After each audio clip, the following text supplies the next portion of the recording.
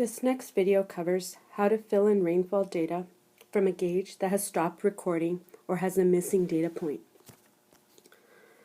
You're given the following watershed, where the X's represent gauges A through E. Gauge E has stopped working and requires you to fill the data. The first method that we will discuss is the station average method.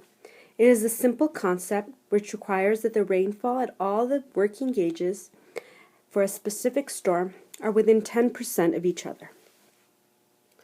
The equation states that the missing rainfall is equal to the average from the working gauges.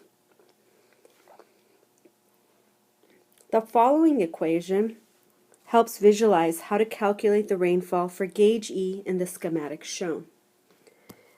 The next method is the normal ratio method. This method requires knowing the rainfall for a specific storm, plus requires knowing the average annual rainfall at each of the gauges, including the gauge that stopped working.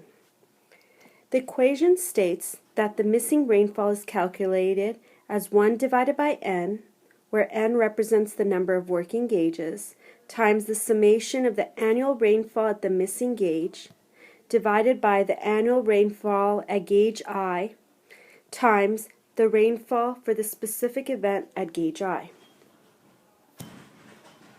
The following equation helps visualize how to calculate the rainfall for gauge E in the schematic shown.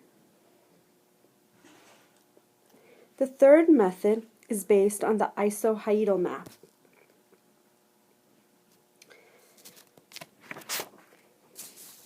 It uses working gauges to generate a map that looks similar to an elevation contour map. The gauges or points represent survey shots. You can then interpolate to find the missing rainfall at the gauge.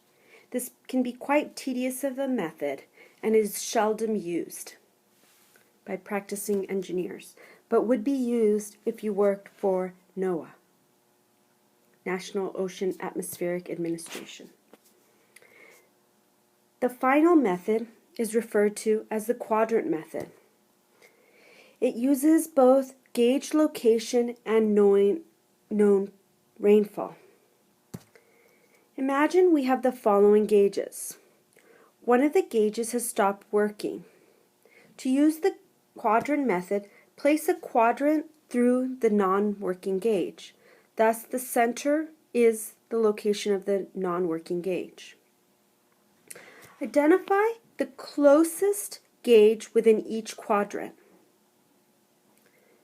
Then, use the following equation to calculate the missing rainfall, where PI is the rainfall in quadrant I and DI is the distance from that gauge to the center.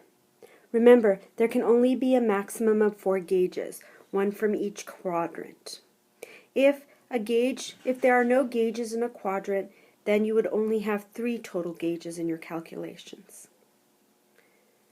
The following equation, so those are the 4 gauges, and the following equation helps visualize how to calculate the missing rainfall based on this example. Within your notes packets, you will see the following 2 examples.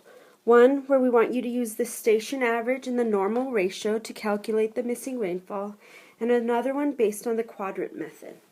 This is located again in your note packet. Please practice these before our next class session.